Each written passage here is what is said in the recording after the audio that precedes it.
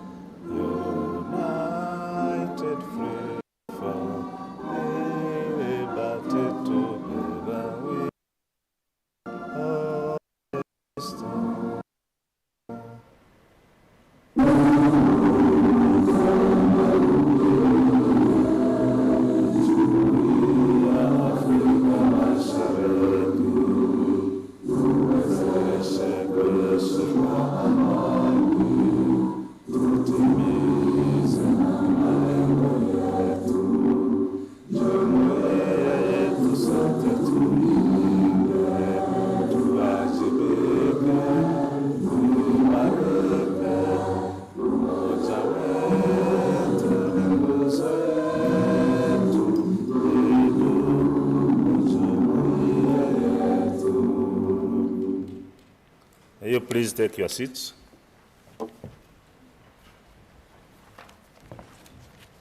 The Honorable Minister of the Public Service and your team, my name is Willis Bashasha, and the Director Manifesto here at the Presidency.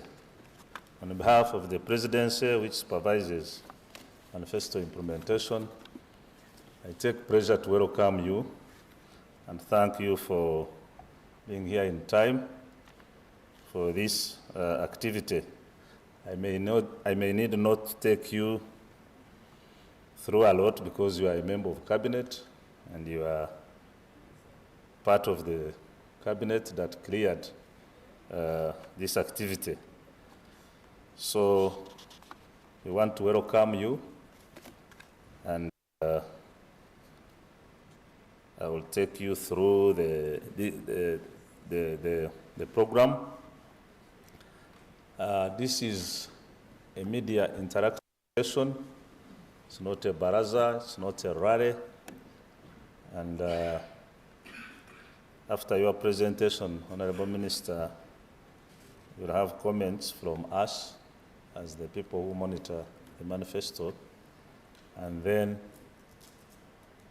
we will also have questions from our partners, who are the media team, on the issues that seek clarification on how far we have gone on the performance of the manifesto in the area you lead. With us here, we have I have a team of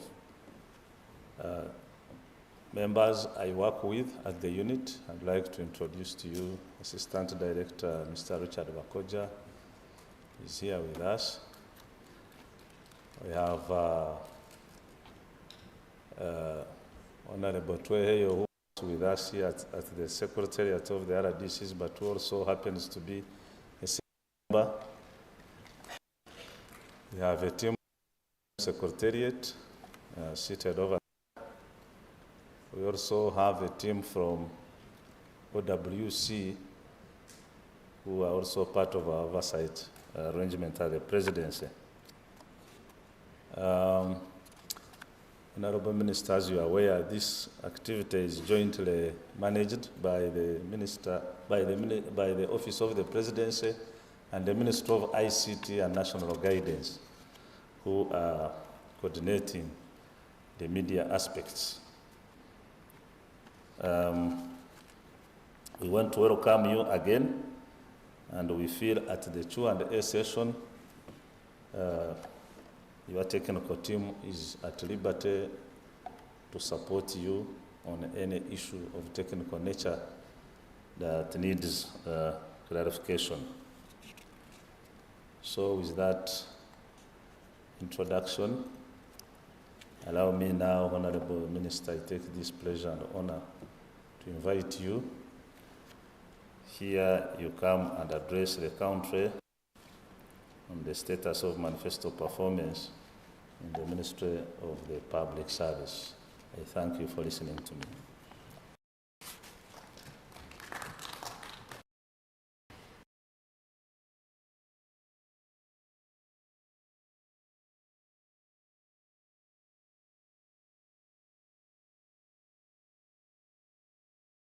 I would like to thank you, the Director of the Manifesto, the Deputy Director, our Permanent Secretary, members from OWC and other stakeholders and partners, the media. Ladies and gentlemen, I am Wilson Mruli Mukasa, Minister of Public Service. We are indeed very delighted that we have been accorded this opportunity to say something about the commitments and our performance as public service towards the commitment of the manifesto, to look at what we have done so far regarding those commitments, what we have achieved, what challenges we have encountered, and the mitigating measures, proposals, or ideas as the mitigating measures, so that eventually the manifesto commitments are fulfilled up to 100%.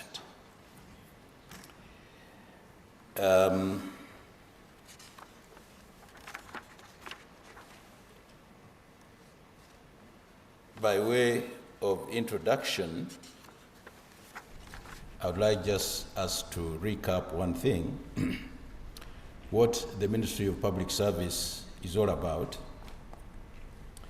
The ministry is key in enhancing the efficiency, accountability, and responsiveness of the Uganda's public sector.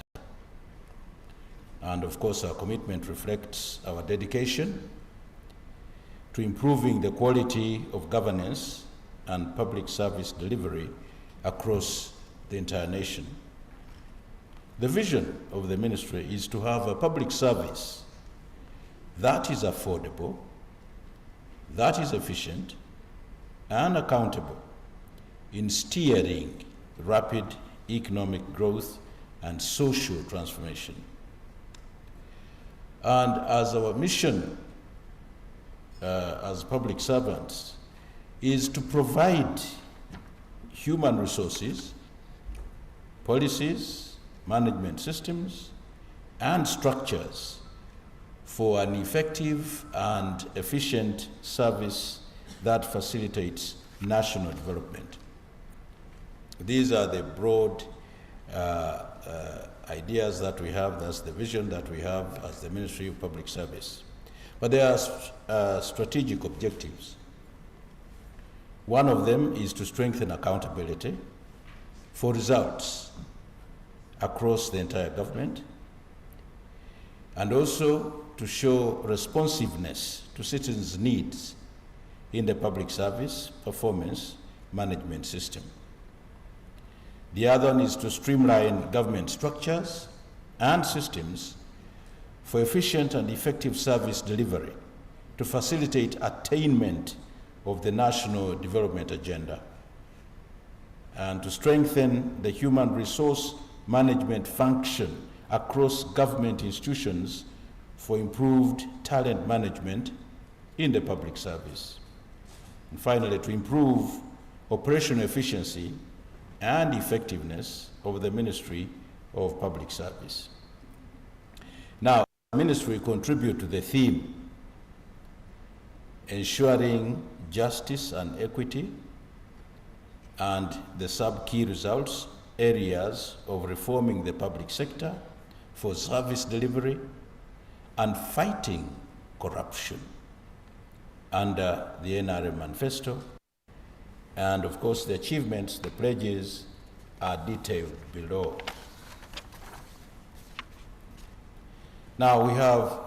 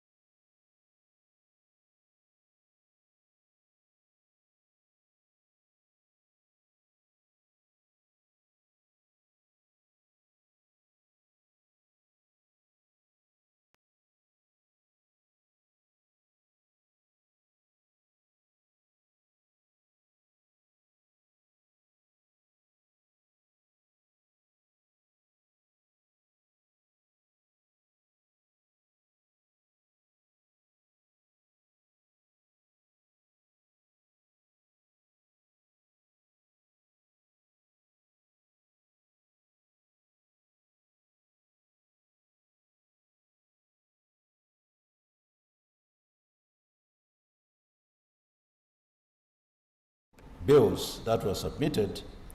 34 have been passed by Parliament, and 21 have been assented to by His Excellency, the President.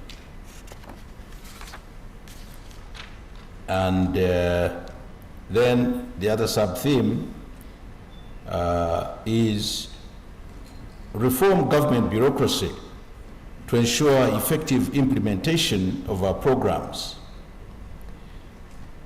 And the rider is that the days of slow implementers of our good programs and plans are numbered. So we have done a number of things in this line. One is the business process reengineering, so that we can shorten the time taken to complete government business. The systems review and reengineering for the service delivery process under RAPEX are planned for July 2024 to June 2025, and I can say they are on course, they have started. This is to address issues of red tape and bureaucracy that are prevalent in the mainstream public service. The job evaluation has been carried out under RAPEX with an ultimate objective of harmonizing pay across the service based on equal work for equal pay and fair remuneration for all government employees. And this is ongoing. The other one is reform government bureaucracy to ensure effective implementation of our programs. And of course, this is the same thing, but we are also now looking at human capital. We're trying to minimize human-to-human contact in the delivery of services. Now, this falls within the broad spectrum of human capital management system. Government has implemented an integrated human capital management system, the HCM, which automates human management functions. To date, the Ministry of Public Service has completed the human capital management rollout and go live in 210 ministries, departments, and agencies, and local governments under Phase 1 and Phase 2. The human capital management has contributed to timely payment of employees and access of employees and retirees on the payroll. And of course, the relevant training has been done for the handlers of that system. Now, the other sub-theme is, again, minimizing the human-to-human contact. We have established the program of Service Uganda centers. What do I mean? by Service Uganda centers. Government has established 6 pilot Service Uganda centers in Entebbe, Kasese, and at the Ministry of Public Service, the headquarters here, Jinja, Arua, and Hoima. What are these centers? This is just a one-stop center where all or most of the frequently sought services are provided in very short time in one place by the entire team of public servants from the various sectors. We have also planned to establish 19 centers in all. These will be regional Service Uganda centers, strategically aligned to the traditional cadastral zones of the pre-independence or the early independence Uganda of the 60s. These actually include Kampala for the central area, Jinja, Iganga, Tororo, Mbale, Soroti, Moroto, Lira, Gulu, Arua, Adjumani, Hoima, Masaka, Mbara, Rukungiri, Kabale, Kamwe, Poto, and Mubende. Now, the integrated service delivery model on the one-stop center, where a variety of public services are provided under one roof and in a single space. That people come, get the service they need, and go away very quickly without running up and down or being told come back the next day or next week, or the officer is not around, or that he has gone for lunch, come back at 3 o'clock, and when you come back at 3 o'clock, you just find a coat and the officer is not there. So the service center for Hoima was launched in a colorful ceremony, and of course in this we have partners who have assisted us, and we have looked around among the neighbors. They have a similar thing. In Kenya they have the Hudma, and in Tanzania, and of course we also interacted with our partners in Estonia and Azerbaijan.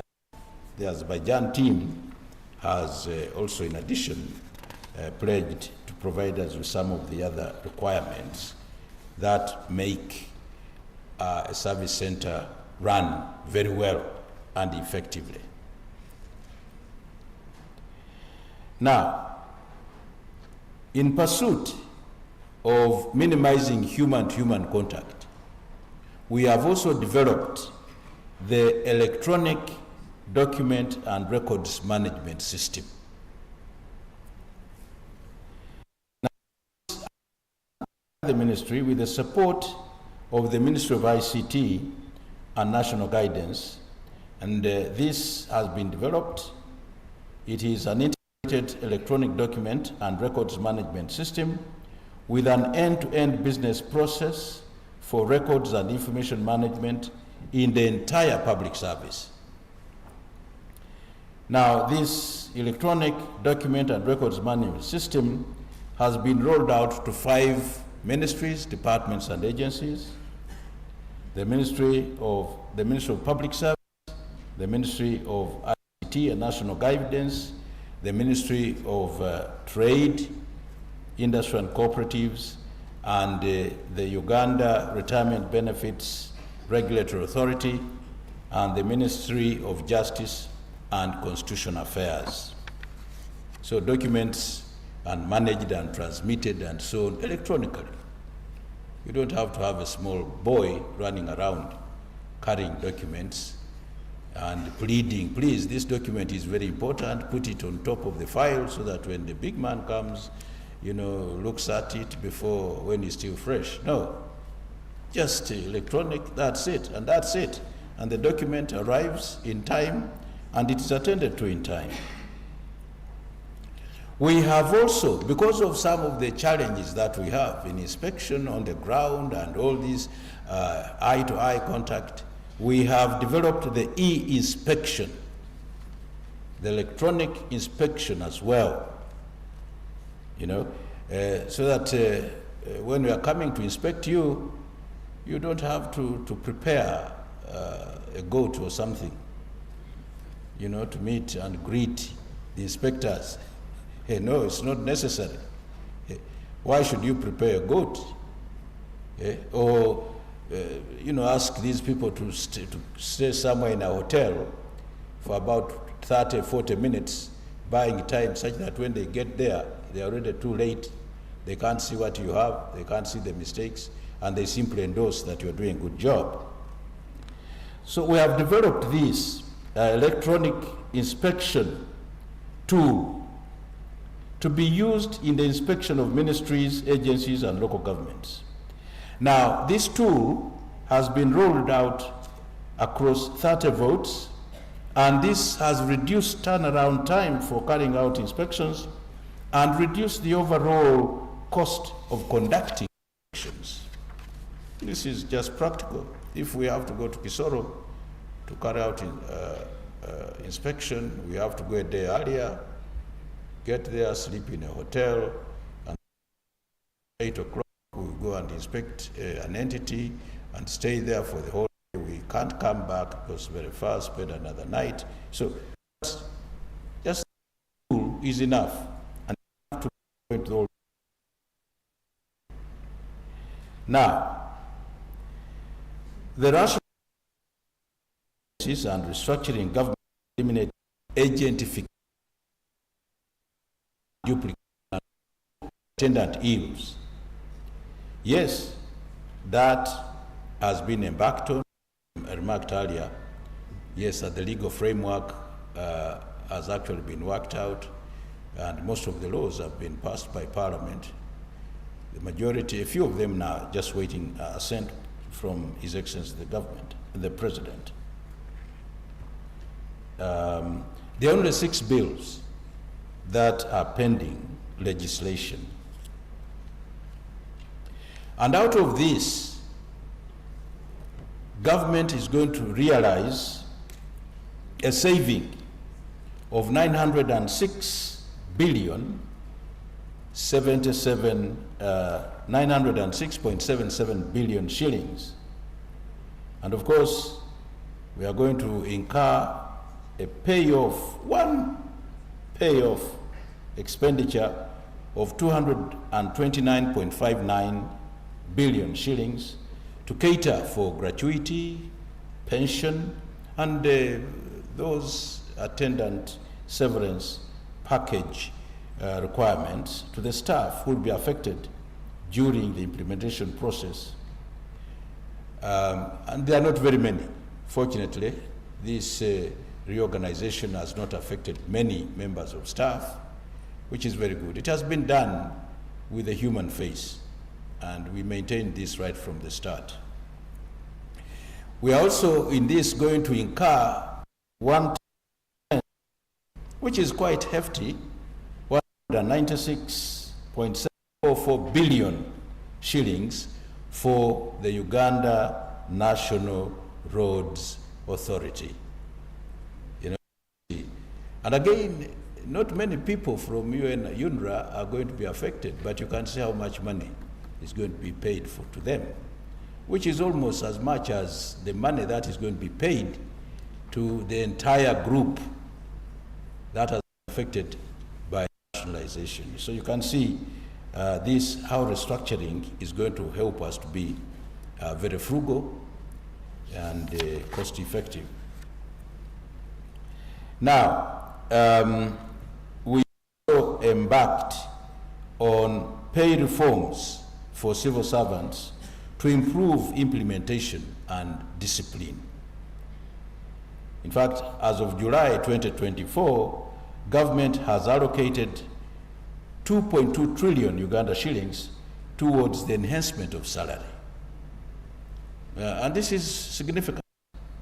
It is significant because the salary bill, has been improving has been improving. It has gone high over the years when you compare. 60,077 public officers, excluding the Uganda People's Defense Forces currently, and 77% of their approved long-term pay targets.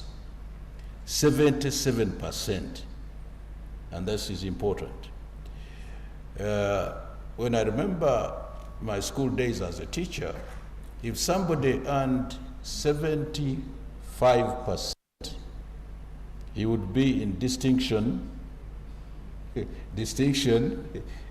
one, or distinction 2. So distinction was really a high mark. So as we talk now, these civil servants have got a salary of up to 77% of their long-term pay target. And a total number of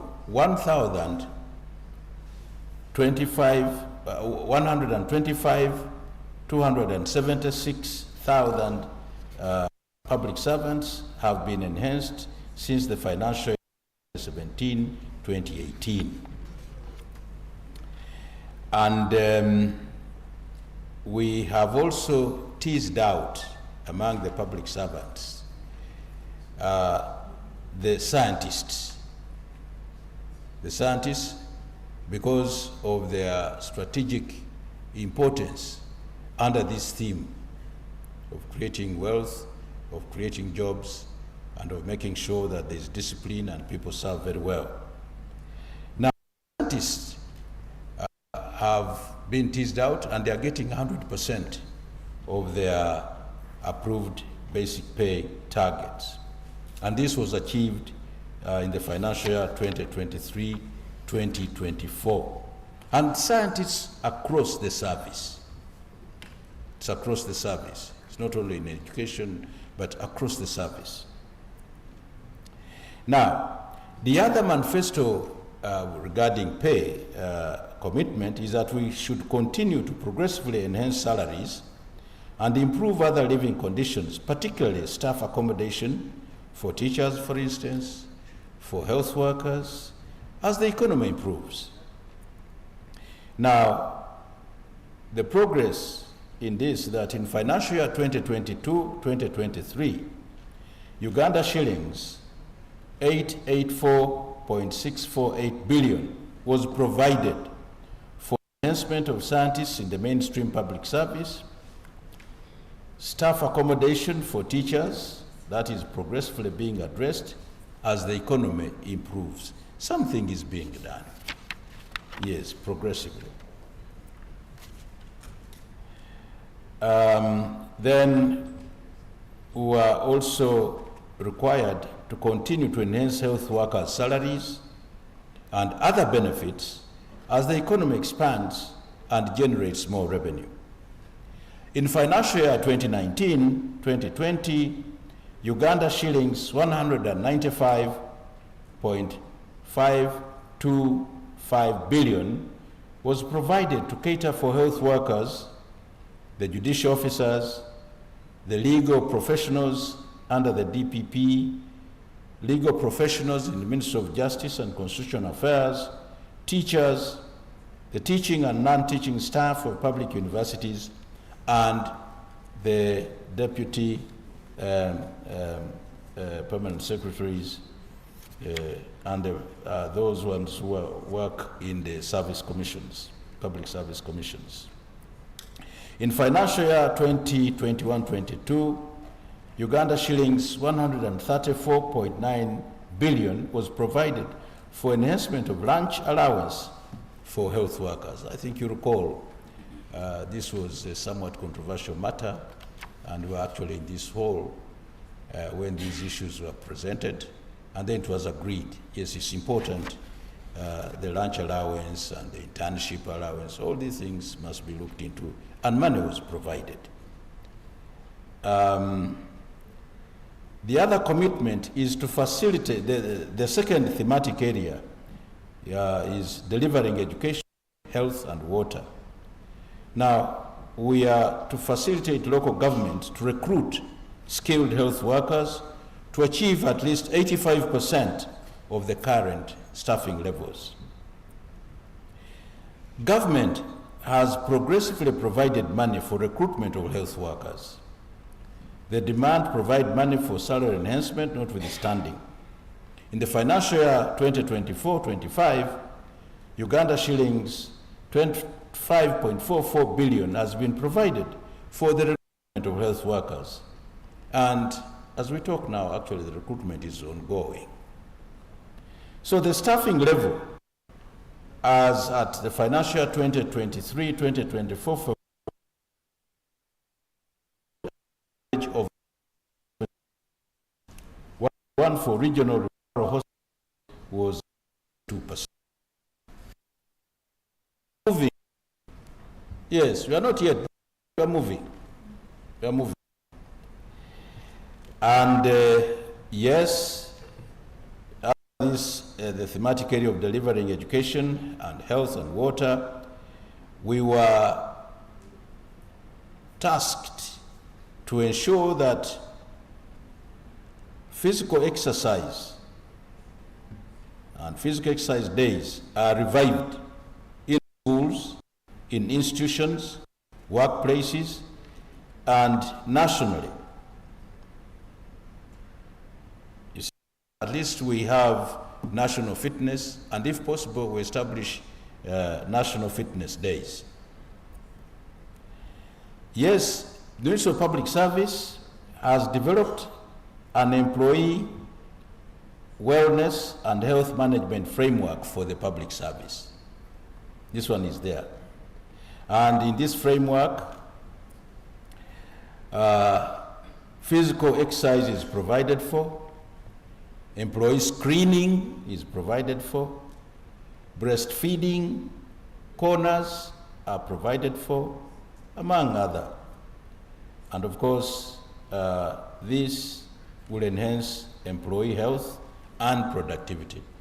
And well, we have not carried out an assessment yet, but what has so far been done shows that indeed that goal of employee fitness, employee health is being realized. And you can see, I'm glad to say that many MDs have responded positively, very well. Sometimes you see on Fridays, on Wednesdays, employees running around in the town, others are walking, but others are carrying out exercises in their compounds, which is very good. And of course, the Ministry of Public Service has taken the lead, as you can see. In fact, the days of those comfort stomachs among public servants are gone, they are numbered. You don't see many of such stomachs these days, which is very good. Now, the other area that we are focusing on is ensuring justice and equity.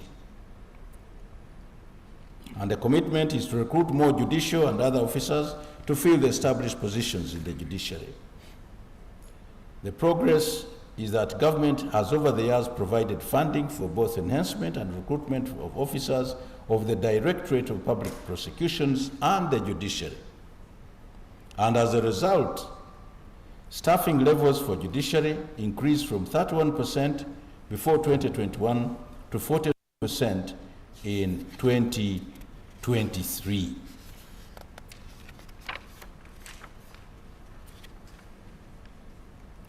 The other commitment is to restructure and strengthen the government systems to synergize efforts, remove duplications, and align under a program approach. The progress so far is that the review of the legal framework, all those 40 bills that give effect to the approved structures and RAPEX are ongoing, and with 34 bills that have already been passed by Parliament. The approved structures for 9 ministries and 24 agencies have already been implemented to remove duplications and align under a program approach. The process of systems review and re-engineering is ongoing because these structures are living, they are dynamic. You know, you make an improvement today, it works, then it falls, becomes old, you have to make some improvement. So it's ongoing. The other commitment is to do with the public sector training to improve relevance and impact. And here we have done some good work as well as the Ministry of Public Service. We have built capacity of 5,003 individuals. And of these, 3,129 are male and 1,874 are female in different disciplines offered by the Civil Service College at Jinja.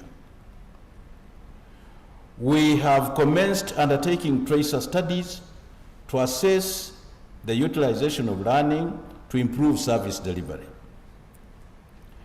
We have developed a capacity building framework and plan outlining essential training requirements at individual and organizational levels.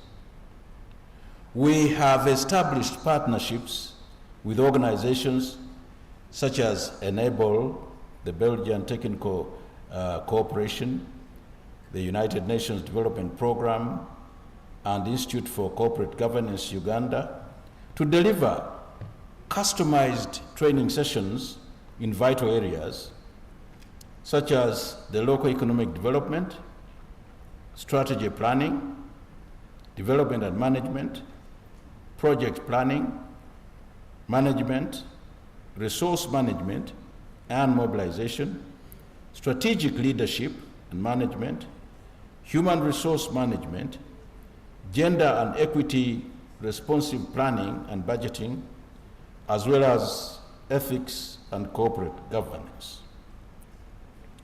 Training policy is under review to provide for a training framework.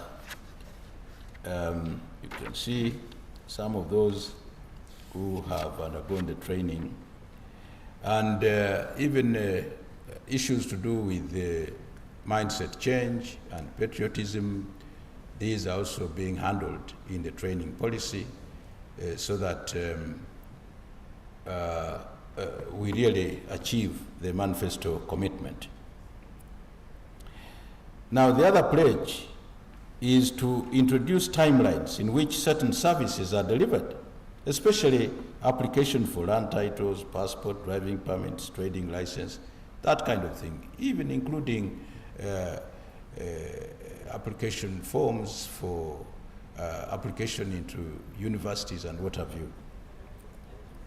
Now, we have worked on service delivery standards for 8 key service delivery areas, namely education and sports, water and environment, works and transport, social development, health, lands, agriculture and animal industry and fisheries, public sector management, and these have been developed, they have been costed and compiled into a compendium and disseminated. And the standards contain minimum levels of service in terms of time, cost, quality, quantity, and coverage. So once this has been done, so it's now easy for someone offering this service to know what time is needed, how long should this service take, and so on. It's now easy. It's not left to the whims of an individual. A compendium of costed standards translated. This has been translated into 6 local languages, which include Luo, Lubara, Swahili, Runyakitara, Luganda, Ateso, and the dissemination of the costed translated service delivery standards will be completed before the end of the financial year 24-25. This is not only for those who are offering a service, but those who are receiving a service. They should know what to expect, and once they know, then they demand that that service should be provided and in that particular time. And of course, the dissemination has involved even the highest principals in the country, you know. So it's not something small that has been done by the Ministry of Public Service, but it's really the entire government that is concerned and attaches a lot of significant importance to it.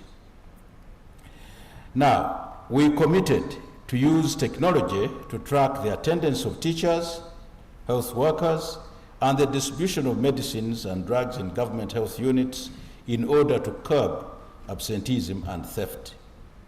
Now, the attendance, for instance, of teachers to duty is tracked using Teacher Effectiveness and Learner Achievement System, the TELA, in 20 districts under the Office of the Prime Minister. And then that of health workers, government has successfully rolled out the wall-mountable biometric machines that automatically link to the Integrated Human Resources Information System at the Ministry of Health headquarters to 16 regional referral hospitals, which include Jinja, Masaka, Mbale, Kayunga, Lira, Mubende, Hoima, Kabale, Gulu, Fort Portal, Arua, Entebbe, Moroto, Soroti, Mbarara, and Yumbe. So work has started, and funds permitting, it will be rolled out to the rest of the units so that at least tracking is possible. You can see what is going on and take immediate action if things are not going the right way.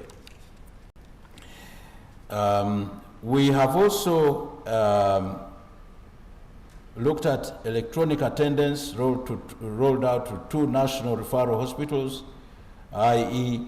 the China Naguru Friendship Hospital, National Referral Hospital at Nakawa, and Kirudu National Referral Hospital.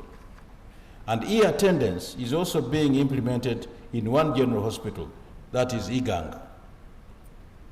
Electronic attendance is also being implemented as a partner-led activity in some districts without biometric machines. Data is summarized from daily registers and entered into the IHRIS at the end of every month, and later reports are generated for decision making. Now, 75 districts are actively using this method. The pledge on pay reform and salary enhancement to remove injustices and address the compression ratio in salary scales.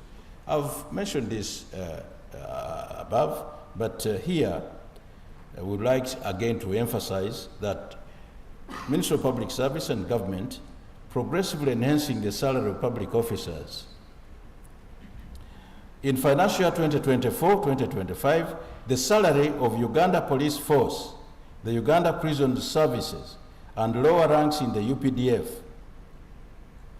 and indeed in the intelligence services, this has been enhanced by 40% of the approved long-term pay targets. Yes, there have been a few grumblings, particularly in the police, in the lower ranks, that maybe the enhancement had not gone up to what they were expecting. There's some good news, which shows that really we are committed. Yes, at the time that was announced, actually finance had released less money. But as we talk now, finance has released, has approved the money that we need to go up to that level. So there should be no grumbling, and that does not mean that we are not committed to really steadily improving the pay of the public servants. We are also in the process of establishing a National Emoluments Review Board to review and determine remuneration in the service. And so far, this has gone a very long way now, The benchmarking has been done. We have seen what our neighbors are doing, other people are doing elsewhere, and how this a board like this runs. And very soon, it will go through the process as usual, and it will be established. And then people will not have to shout and run and demonstrate and meet the top executive, just talk about pay enhancement. No, they'll now go to the board, put in their requirements, the board, and the board will now look at it, study, carry out a study, do what is necessary, and then make a recommendation. So maybe, hopefully, I think, before the close of this financial year, we should have a board in place. We should have a board in place. So all this is meant to ensure efficiency and to ensure that, yes, all these manifesto commitments are complied with. Now, the other commitment is strengthen the supervision of government officials using both administrative and political methods. And Ministry of Public Service has spearheaded the adoption of the balanced scorecard framework as a cutting-edge performance management system. This innovative approach serves as a robust mechanism for gauging the efficacy of government initiatives by comparing actual outcomes against generic outputs. You know, in the past, it's been output. Okay, how many reports are you going to produce? We're going to produce 50. We have produced 50. That's good. You've done very well. You know, that's the output. Yes. And so far it's been like that, and we think we are doing a good job, but then still people continue complaining. No, we have not seen it. So now, it's not only output, it is outcome. In other words, what's the effect? What's the impact of what you have done? What's the impact of this report you've produced? You see? Or this road you have made, the many kilometers, what's the impact? What's the outcome of that road? Or this clinic you put up in a Lepton trading center, what's the impact? Has the health improved? Are people visiting it, or are people still going to the traditional healers? You see? So that's it. So now we use that as the balanced scorecard. And when we put it, we balance it, you say, yeah, this we are doing well. Or no, yes, output is there, but then the outcome is still very slow. What's the reason? Why? And should you now get more money? Or shouldn't we cut off the money? Now, the balanced scorecard is being implemented in 7 ministries, departments, and agencies, and 28 local governments.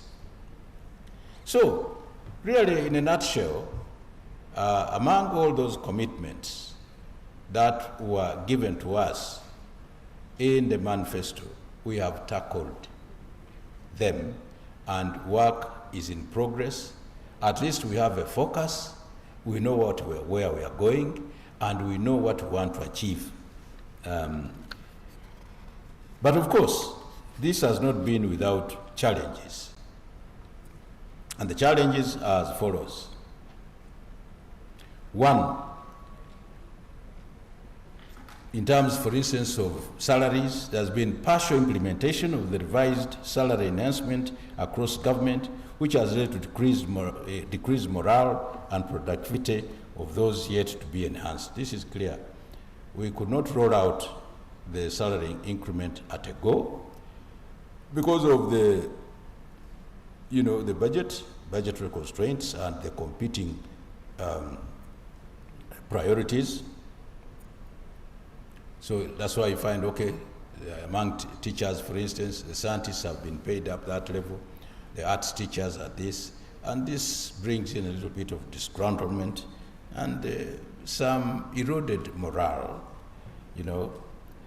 Now, what is the cure? We are proposing that let's fast track the enhancement of salaries for government employees across board, all of them, including the administrative cadre. Those who administer all these people, tell them what to do, manage them, and the administrating people are getting so much money, and for them they have remained stuck, you know. And you know, sometimes it is our local feeling that we look at our worth in terms of money only. So if I'm getting 8 million and I'm your subordinate, but you, my boss, you're getting 2 million, you're a cow, then I have a feeling that you should not say anything to me. You know, that kind of thing. Okay, it's misguided, it's not correct, but that's its feelings there. So we're saying no, let's make sure, really, that we pay the salaries across board, and then this problem will go. The other challenge is limited funding to facilitate the implementation of the reforms and interventions. For instance, the Service Uganda centers. The money virtually is not there.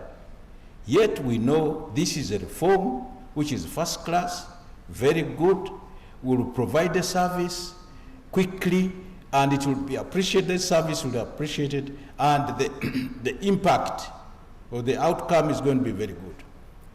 But the money is not there. It's not there. Or even the balanced scorecard. We want it across board. All the ministries, departments, agencies want it across board. But the money to roll it out fully is not available. So what do we do? Or what are we proposing? We are proposing that funding to the ministry by finance should be stepped up.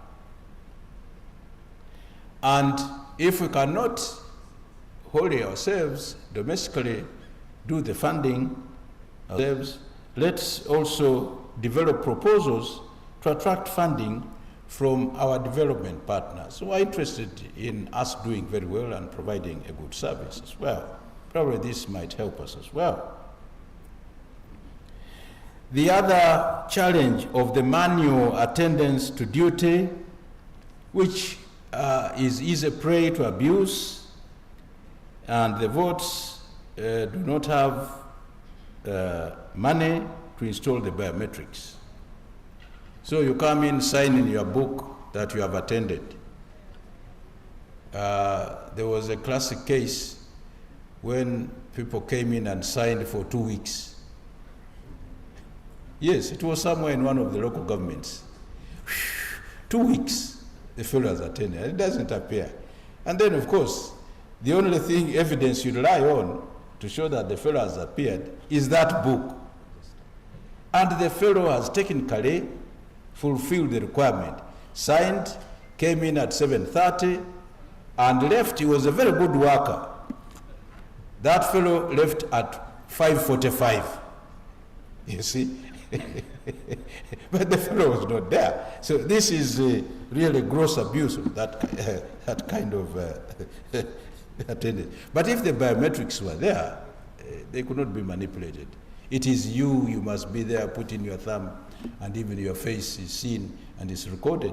You cannot really have a ghost or have an AI sibling. That's not possible as well. So, now we are saying, okay, let government procure and install these biometric machines in all the votes from partners, development partners. Could be done even a little bit cheaply, but they are there and they would help. And then, if that's not possible, let's link attendance to duty to the salary payment.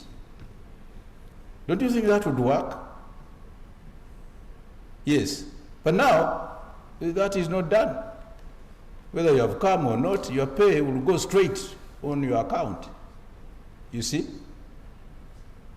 So you are not obliged. You don't feel the pinch.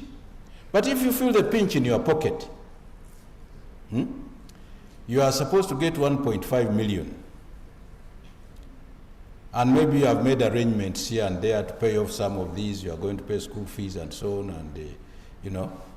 Then, but you have absented yourself for 2 weeks, but you're expecting 1.5. Then you come and say, oh, no, for each day you are absent, we worked out, you are going to lose some 50,000.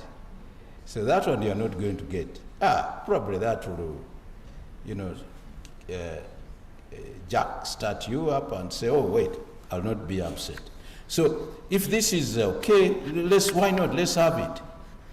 Let's have it. Other people do it, companies do it. Even if you come late, they deduct, and so on. Why can't government do it? After all, we are committed to providing a service in a business-like manner. Government is also like a corporation. So why not? That one might help us again discipline and put some people in check. Now there's this weak capacity to implement initiatives of the balance scorecard. Yes, weak capacity. Where there is capacity, the will is not there.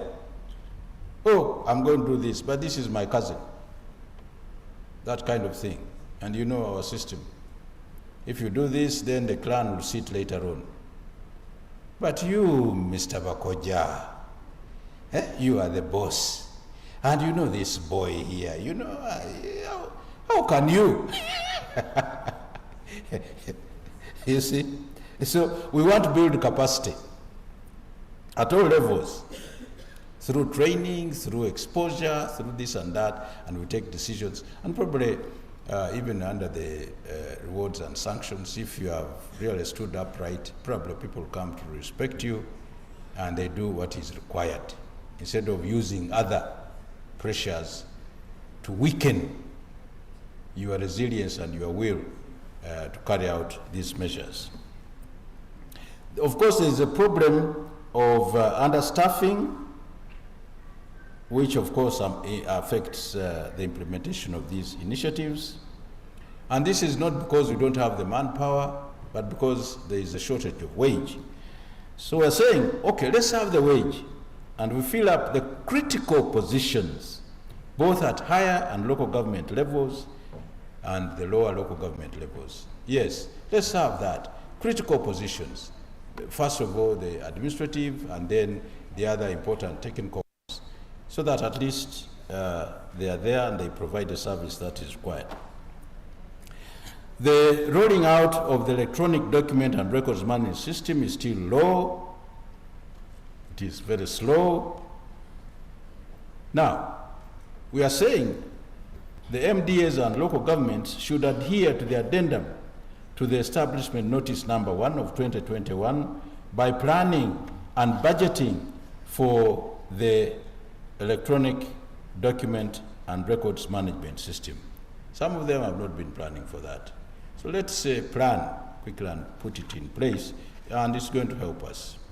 Otherwise, Mr. Director and ladies and gentlemen, I have spoken in rambling voice. It's not been very attractive. Forgive me, but let me end there. Thank you very much for listening.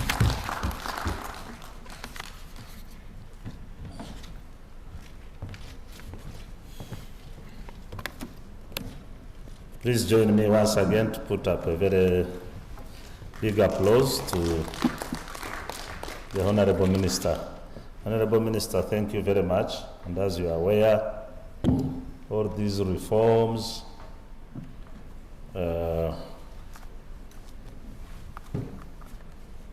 the interventions that are being made from stage to stage are meant to drive this country from a backward economy to a first-class economy.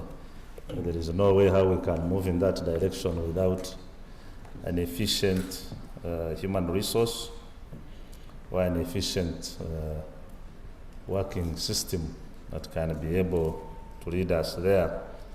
And your ministry in this is very, very important.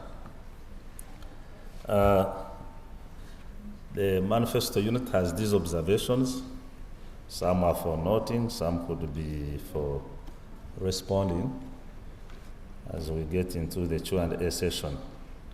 First of all, we want to appreciate all the efforts that have been made towards implementing the commitments, especially in areas of salary enhancements, which I think is one of the commitments which is being implemented in the phases, and other interventions that have been introduced, the public service, the pay reforms, this restructuring of government, which is also ongoing. However, Honorable Minister, you are aware that this government has done a lot, and we seem not to communicate in a commensurate to what we have delivered. And one of the reasons that has always been aired why our public or civil servants do not communicate is to do with standing orders. What is the standing orders position on communication? Because people need information. This is an information age. So if the standing orders cannot match the demands of the time, I think it's high time they also reformed to reflect the drive in that direction. You have raised the issue of human capacity, human resource capacity at local governments. We see a positive figures here, 80-something% for health workers, but I want to say that our experience during the monitoring exercises is not reflective of this. We still see human resource capacity at local governments very, very low. And as you are aware, most of the implementation is done in local governments. But we also know, we are also alive to the fact that most of the recruitment is done at local governments. But still, at a global level, you are still in charge of that direction. So how can these local governments be helped to recruit and come to build capacity that can be able to help service delivery at that level? And of course, when we are talking about service delivery, we are also talking about the different commitments that we are making, which become blueprint for that. I think there has been a challenge of ghosts continuing to appear on our payrolls, and this builds into the issue of corruption, which we have touched. And then we also need to see the deepening of the digitization. I know this may not be your main business, but I think it's high time the responsible agencies like NITA are put on the spot on the different ways you want to see deepening of the use of digitization in service delivery to minimize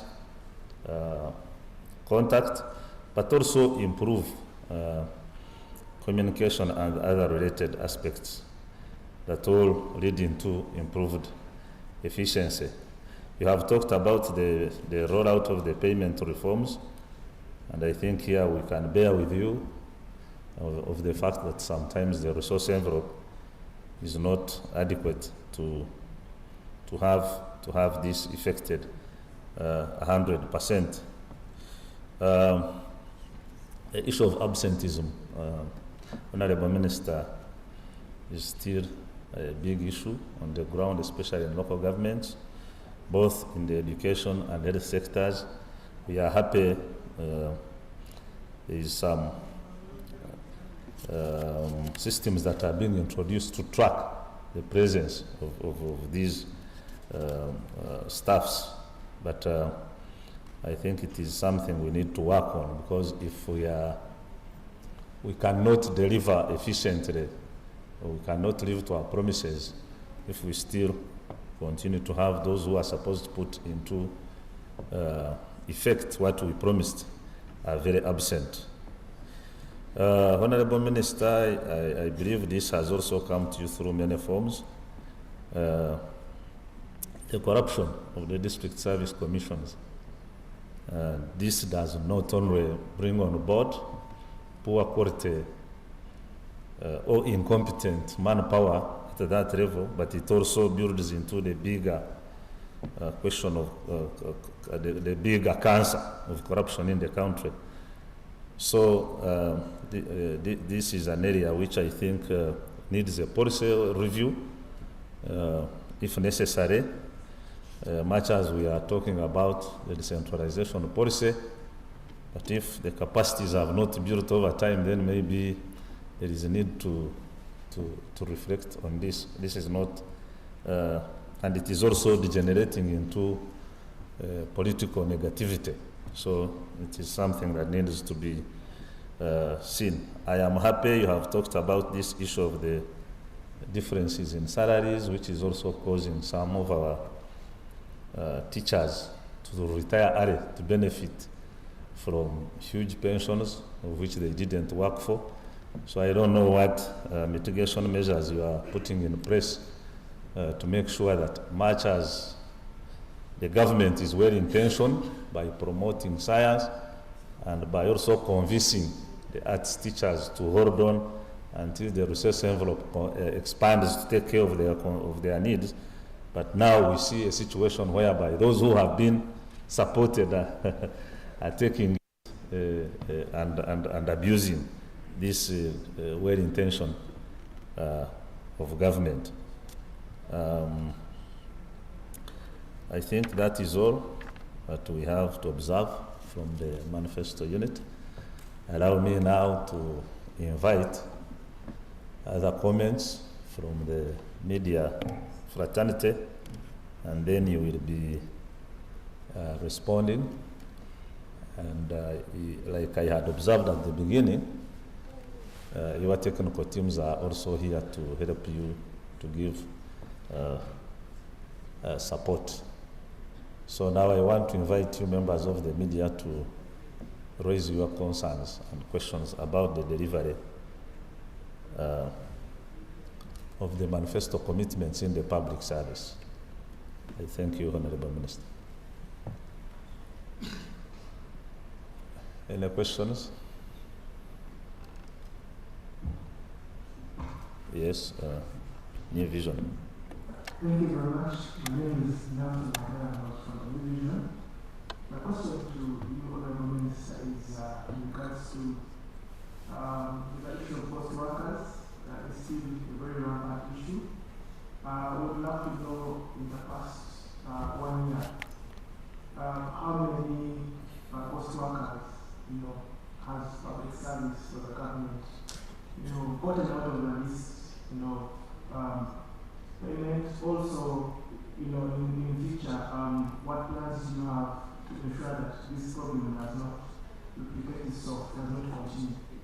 And then you really elaborated on the past achievements in the last 1 year. What do you have in plan, in the next year? Future plans. And then lastly, in terms of jobs that have been created, could you give us a highlight on how many jobs that have been created? Because that's a very big challenge for the rest of the country. There's a lot of unemployment and underemployment, and universities and institutions of higher learning are channeling out graduates, but the jobs are not available. What is the government trying to do in this regard? Thank you very much. Thank you. Next. No one else? Yes. Good afternoon, Honorable Minister. My name is Olivia. In your presentation, you talked about setting up 229.59 billion as one-time help to get corporations gratuity to staffs who will be affected by rationalization. I'd like to know how many staffs will be paid, and also when is the payment kicking off?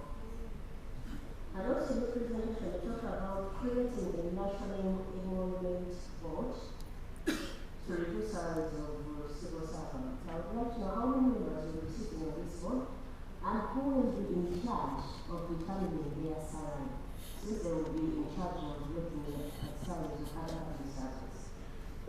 Also, in the report of the Center of Equal Opportunities Commission 2024 indicated that salary disparities affect public servants, and many staffs, especially in various sectors, especially the teachers, are demoralized, hence going to early retirement. I would like to know what's the ministry doing to address the issue of salary disparities. And lastly, recently we saw science teachers who upgraded from being teachers to head teachers, complaining about their salary not being increased. Yet science teachers themselves, their salary was increased. What's an underpin regarding that? Because they had threatened to lay down tools before the opening of that term. Thank you very much. Can we have the last one? Yes? Yes, the man in the cap. You take him a mic.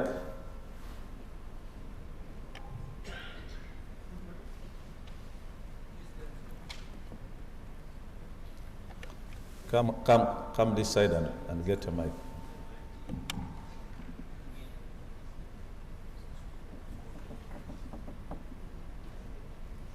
Good afternoon to the Minister. Mchango Kijani, private sector. Honorable Minister, I have observed that when vehicles are used, they look behind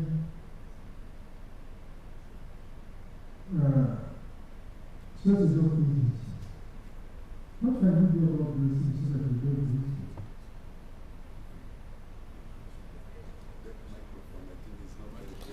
it?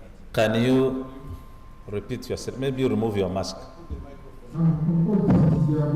Put the mic a bit. Give it. No. Go ahead. Okay? Go ahead. I observed that vehicles when they are used, they look behind the safety of local governments, government ministries. What can you do about those assets that have been used and repaired instead of regulating them road in backyard? Okay, I think he's talking about the disposal mechanism of government vehicles. Disposal. Yeah. You are the last? Okay.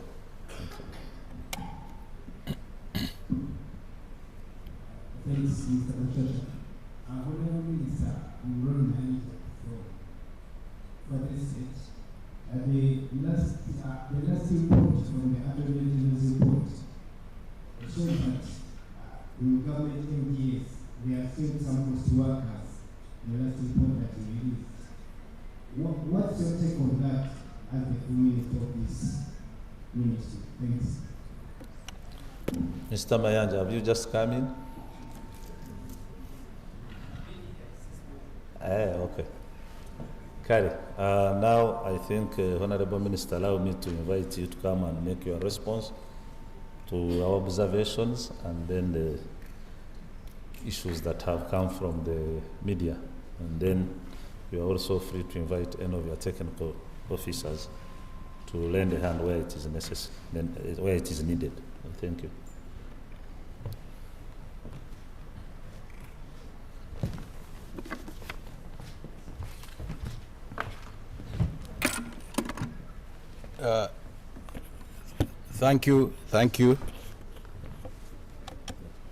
Thank you very much for these questions.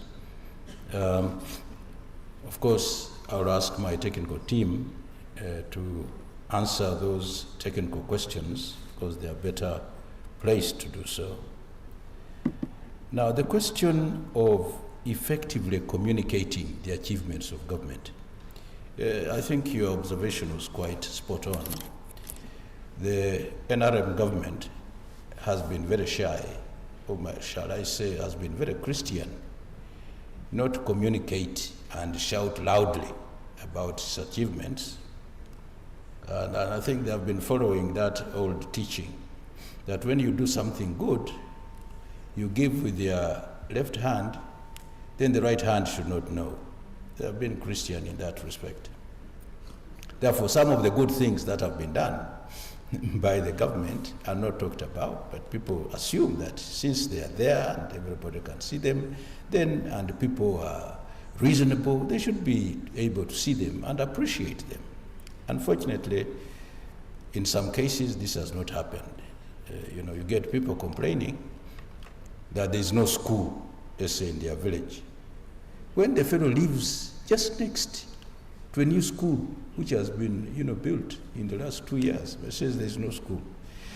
So now what we have done actually now is to empower. In the past, the civil servants, the public servants were not allowed to come and say, publish or talk about what they have done. They could only do so with permission, even in those days, from a highly placed person, from either PS. Now if somebody is down there in Roampara, he's a SAS, when will he get permission from the PS,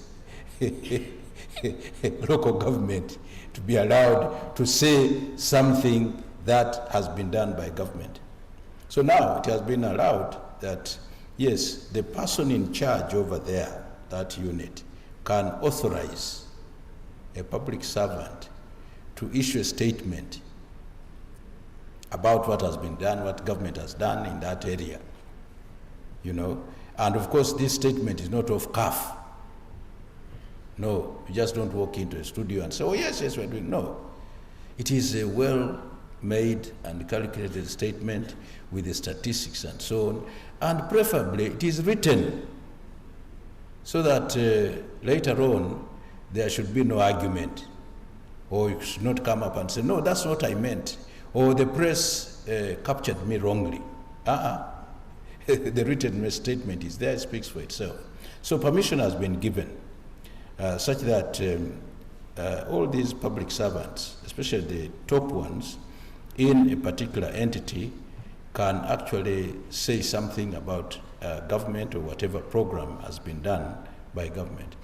Then there's this arrangement of barazas, which is very common. Normally, public servants are allowed to answer authoritatively or to make addresses authoritatively to the people regarding public service delivery. So all these, it's a relaxation, really, of the old laws which we had in the past, which we inherited from colonialism. Now, the issue of recruitment of the human resource at local, especially at local government level, fortunately, this has been, even in this financial year, has been lifted. We had put a ban when we were carrying out an audit. But the ban, after the audit report, and it had been considered by cabinet, the ban is actually going to be lifted shortly. It should have been lifted, but when we presented the report to cabinet, there were a few issues that remained to tie up and smooth, and these are being done. So next cabinet, I think we are going to have this report, and then the ban will be lifted. And we agreed in principle that those local governments which have a recruitment rate of 45 and below, no, 45 and below, those automatically should be allowed to recruit, beginning with the key people, and then recruit other members of staff. Unfortunately, during the budget debates, the money for that was actually included in the budget. So we're going to have this ban lifted very soon, and recruitment will begin across the whole country, particularly in the local governments, in addition to the other recruitment which we talked about in health and in teaching. Now, And of course, we hope that people recruit people of the right caliber and the right qualifications, so that when they go to provide the service, they provide that required service. Now, somebody says that ghosts are still around in the service. But you know, of course, ghosts don't die. Don't you know that? They are spirits.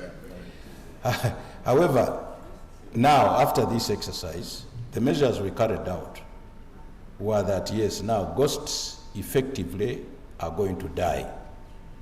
What did we do? After we had examined all the people, and it was really a head count, you bring your head, and we see it. So people brought their heads, and they were seen. Those that satisfied the requirements were cleared, and they're working. Those that were not available, because either they were on leave or they had official duty with permission, not in their stations, those were recorded, and the task was given to the vote managers to prove as soon as they come back that they're available. Now, those that had, faulty papers and so on, and Ugandans are sometimes very, very clever, versatile in this matter. They have taken use of the Nkrumah Road, NASA, is it NASA? That NASA Road University. So those who said, no, yes, you have appeared, but now, you wait, and how did you get into the service altogether?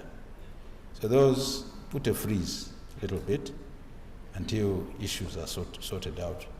And then for those who could not trace and so on, just one thing, put their names off the payroll. And we did.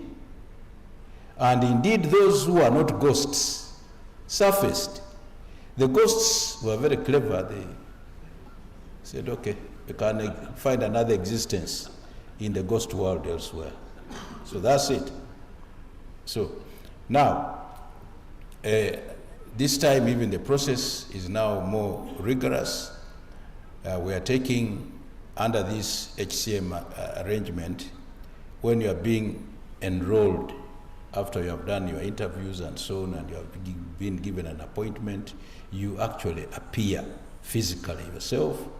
Your record is taken, both biometric and otherwise, and documentary, and it's put in the record. So there's no way. And in that situation, you cannot change now your form and become a ghost or otherwise, or send your brother to appear before you, even if you are twin brothers. So the process is getting better and better. And I think in the next, let's say, 5 years, this question of people coming in because of this and that will no longer be there, because the machine will not tell a lie. Either it is you or somebody else. And you cannot say, oh, the machine did not see me properly. No, the machine saw and captured what it saw. You see? The machine captured you when you didn't have a scar. But now you have come with a scar. You can explain probably why you have got that scar, and to prove that you are one and the same person. But then this machine also is not just capturing the outside. It is biometric. It captures even the skeletal structure of yourself, which does not change after a certain age. It may be, a little bit woofy and so on, but it will not change. But also it captures the color of your eye. This eye will not change. It may be a little bit grayish, but it will not change. And then your fingerprint, that also will not change. So we are going to rely more heavily on science to assist us out of this problem. Then finally,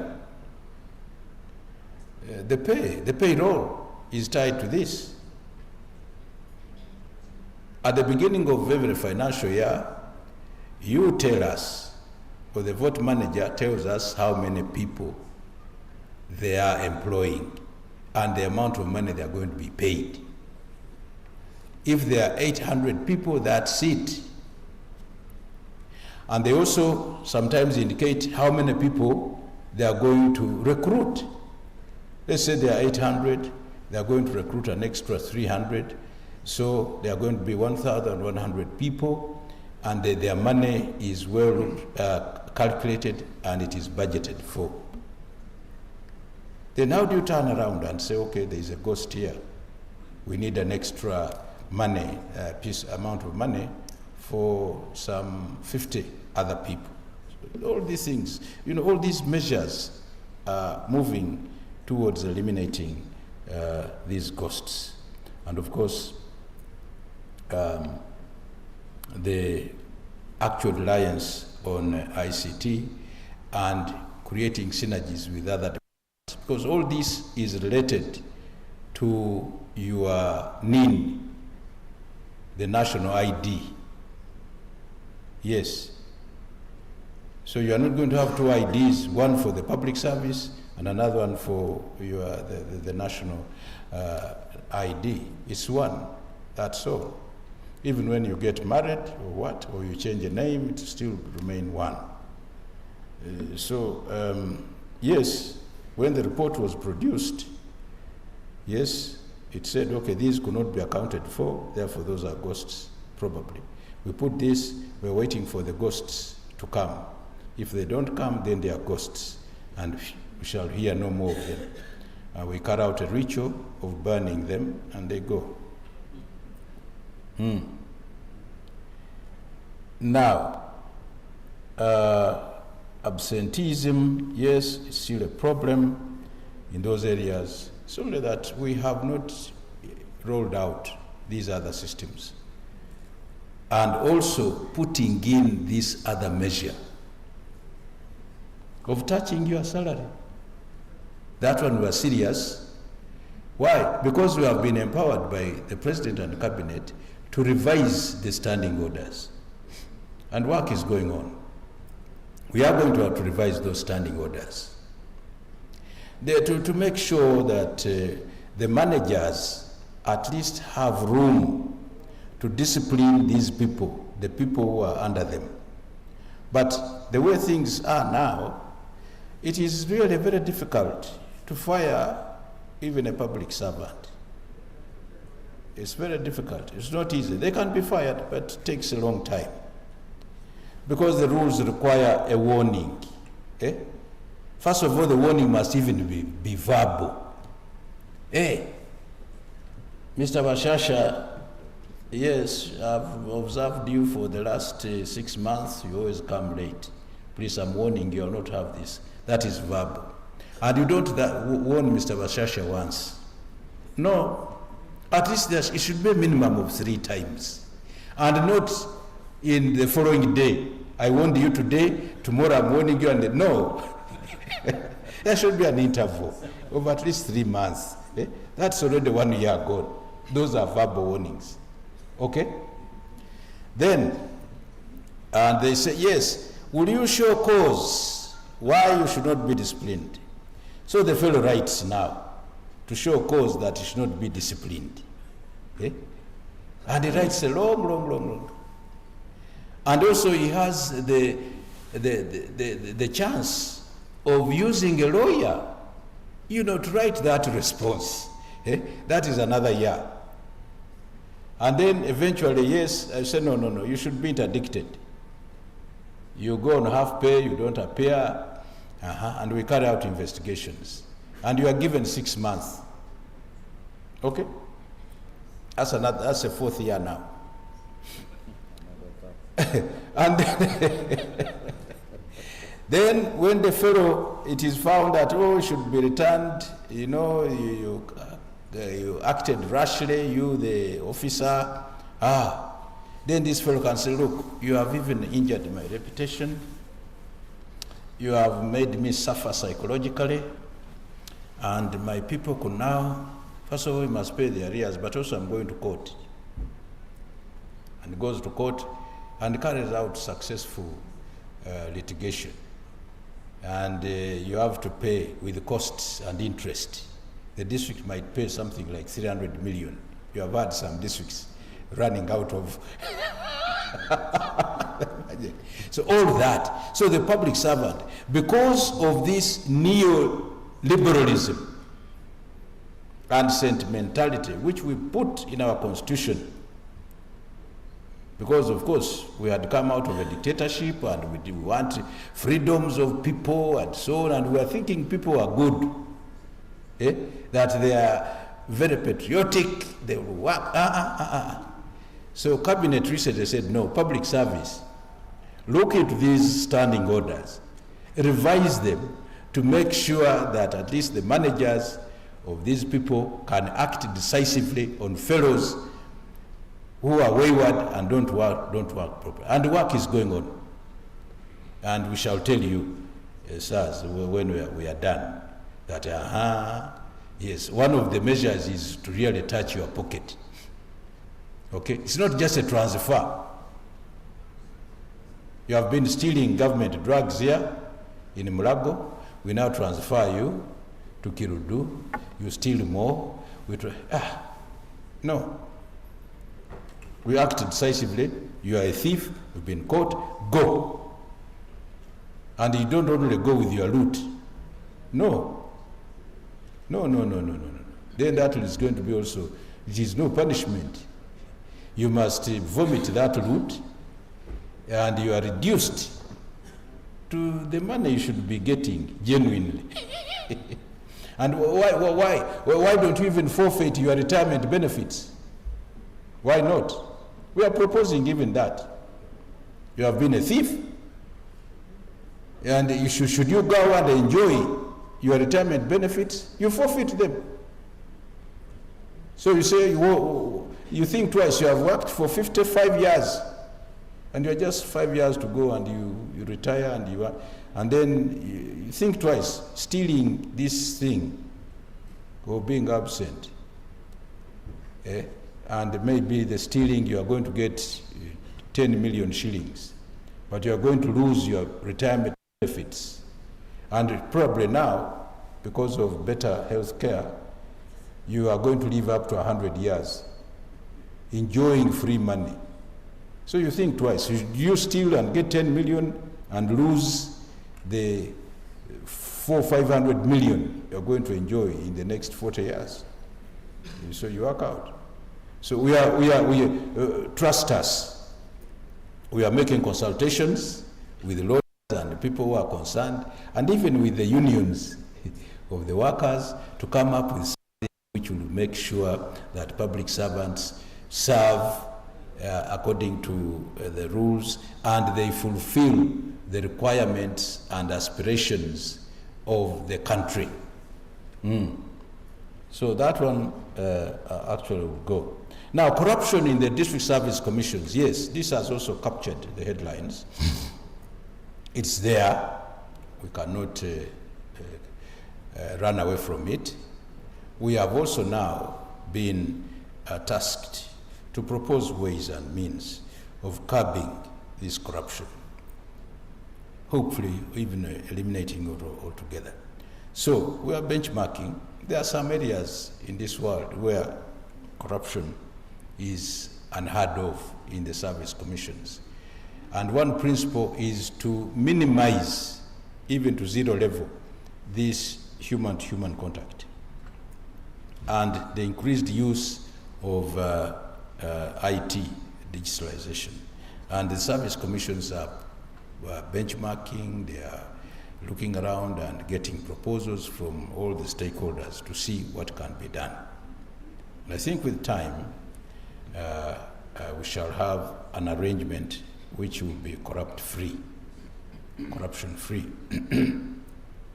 Of course, the bad effects of corruption in the service commissions are there. All these things we are complaining about: absenteeism, people being indisciplined, using government facilities and so on, and even torturing the people who are coming in. Yes, I came here, I paid 10 million. Now you want to get it free? No, you see, so my 10 million must also have interest. So for you, bring 15. The 5 is for the interest and so on. There was one interesting case, by the way. Let me share this with you. Some people came in from, was it Kagadi? Kagadi. Some high-powered people came in to plead with me and told me, yes, they had fulfilled all their requirements and so on, but they had not been given their appointment letters. So why not? So you see, they told us that you have not got your share, you as minister, and the Minister of State, and the permanent secretary, and the commissioner. So each one had come with money. And they pulled out their message, so the money is here. So I brought it. So please, let's go back now with those appointment letters.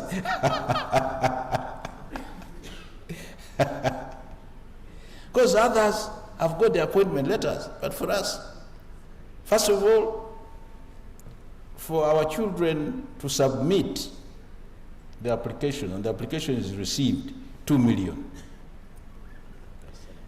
Then the shortlisting, 2 million. Then to allow you to be invited to go for the interview, 2 million. And then when you have passed, now, for you now to say, okay, you are now going to get a letter, that is 5 million.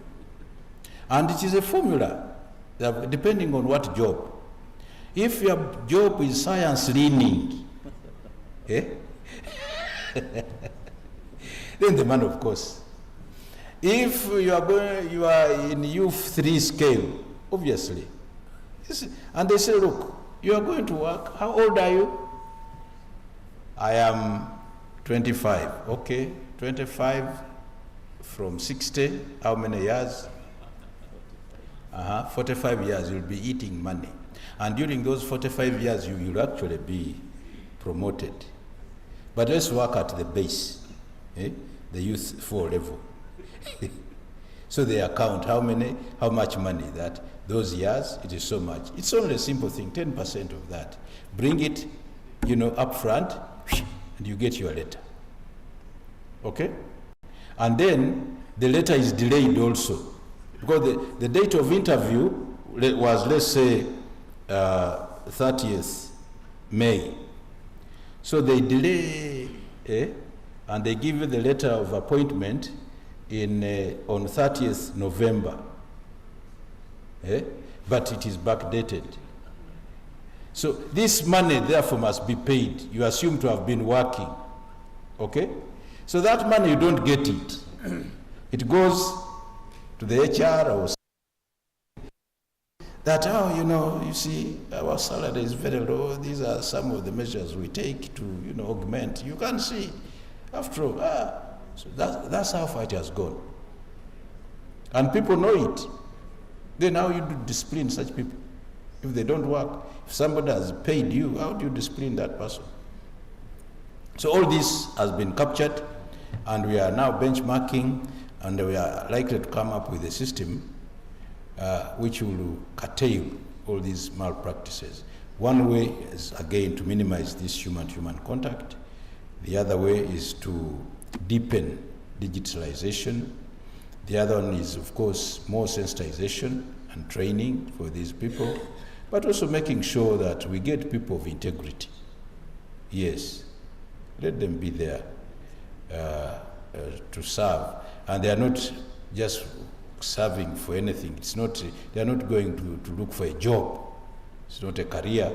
It is a service, and they are doing it because of the love they have for their area. And then, of course, stringent sanctions. More stringent sanctions. You have taken 10 million, okay, why don't you cool in jail? In jail, yes, for 10 years, a little bit. Isn't that good enough? 1 year for each 1 million. Yes, you could there. Yes, and when you come back, you'll find things have moved. Yes. Otherwise, if you don't want to cool there, don't take the 10 million. And of course, we are thinking also of providing more facilities for these people. If this person cannot even afford money to come to the district headquarters to conduct an interview, but the person is going to interview actually has a car, his father has a car, pickup, and if he finds this man, waiting for a taxi and gives him a lift, you think now this man, when he gets the seat, will not remember. That is the one who saved him. It was raining. He gave him a lift in the pickup and brought him to the office. And the boy who was going to be interviewed was there also. And this man was the father saying, you see, this is the boy, he's going to appear before you. You see, you know him. And after that, he said, we are ready to take you back. Are you going to be given some money to take you back? Say, no. So we shall wait for you when you are done. We take you back. This man here, even if he's a reverend father, might be compromised. So we are going to do that and see that some of these things are cut out and people are not tempted, so that the service commissions. But you wait, it's coming.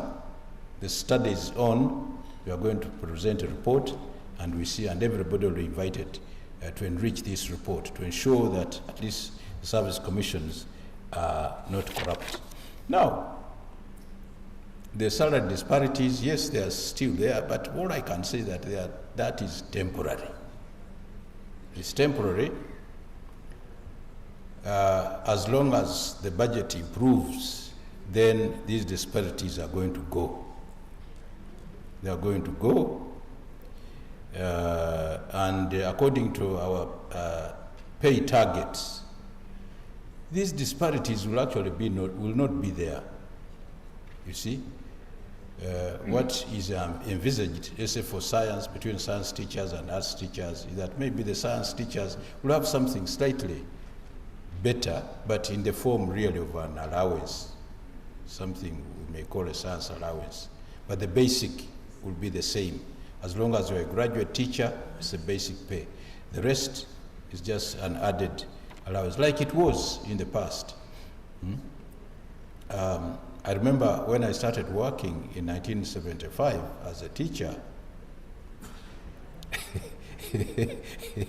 Yes, the basic pay for teachers was 1,100, graduate teachers, 1,100 shillings per month. And that was for teachers who had got a third pass degree. If you have got, that ordinary pass, 1,100. If you've got an upper second,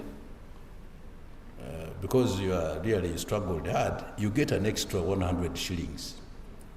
So you get 1,200.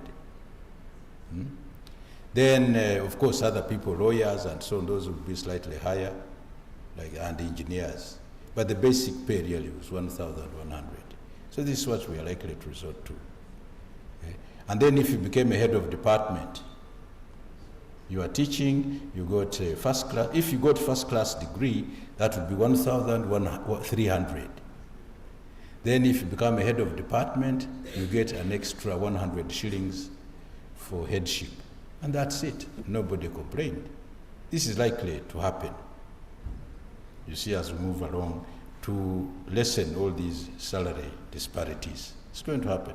But when we get the money, yes, we're going to have that. But people have been saying, oh, why not? Let's just rationalize. No.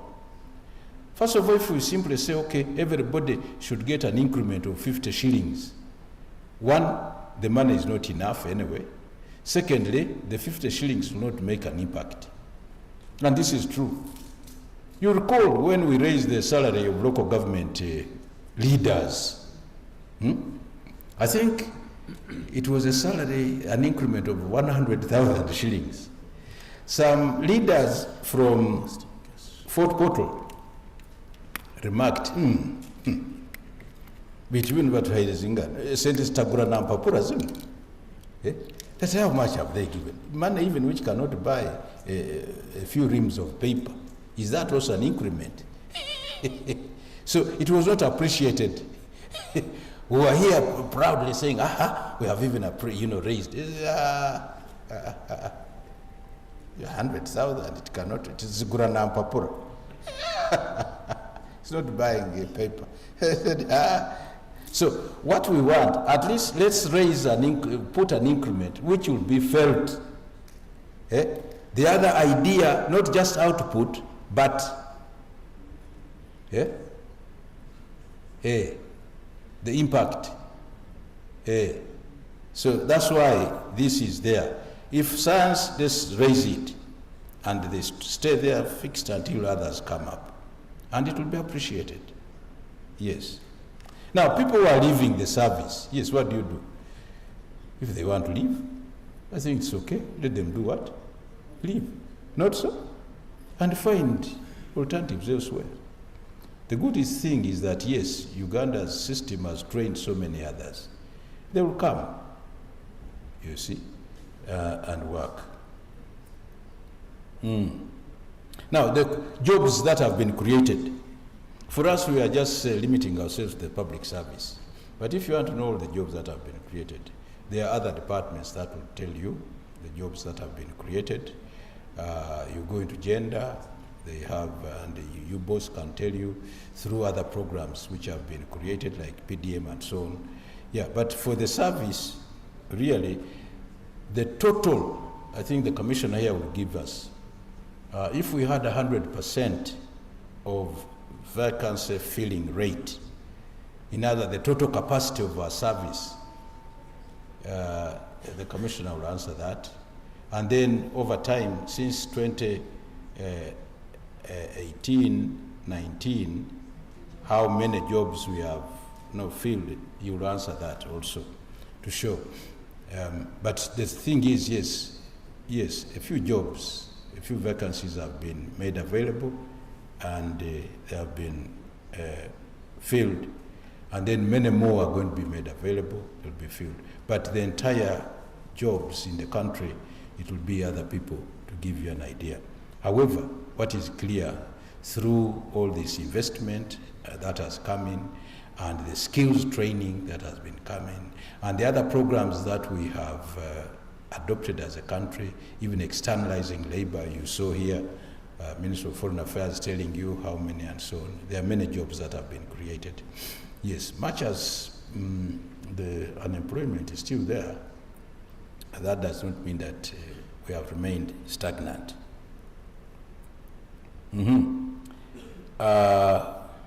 Those who will be on the salary review board, it's going to be a small board.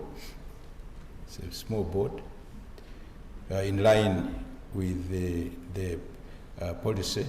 We don't have to have unwieldy boards, but it will be a board of different expertise, members who have different expertise in the field, for instance, of determining and calculating pay, the field of economics, field law, and so on. All these will be there. And will determine their pay, yes. The pay, by the way, finally, has been worked out by public service, and there is an arrangement, a scale, which is going to compare very well with government employees, but also with government boards and bodies, and also compare with the private sector. The Commissioner will elaborate on this. Yes, I think that's about all. The ghosts, these ghosts are going. The ghosts are going, yes. And I think we have found a cure. Just remove their names on the payroll, and they will not surface if they are wise. But if they are insisting, very tough ghosts, yes, they will come, we shall welcome them and send them to the DPP. Not so? I think that's the best place. You know, and it is a case against them, a very serious case. Because if you eat public money falsely, yes, there's a case there for you. You have to go and serve in a certain place in prison, and maybe you may be required to pay back. So let me call the technical officers to answer some of these things, and then we get moving. Thank you.